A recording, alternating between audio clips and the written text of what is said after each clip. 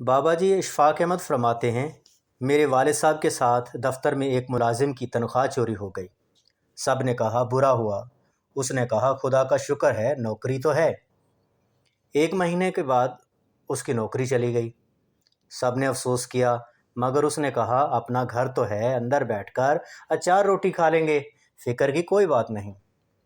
پھر ایک مقدمے میں گھر بھی فروخت ہو گیا۔ وہ شکر گزار بندہ کہنے لگا، فکر نہیں، میرے ساتھ میری بیوی ہے، یہ 42 سال کا ساتھ ہے۔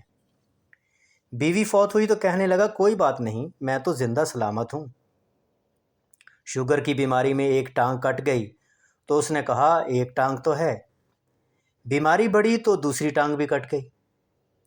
فوت ہونے سے پہلے اس نے اپنی بہو سے کہا، بیٹا کمال کا بستر ہے جس پر میں فوت ہو رہا ہوں، کیا خوبصورتی سے اس چارپائی کی پائنتی کسی ہوئی ہے، مزہ آ رہا ہے۔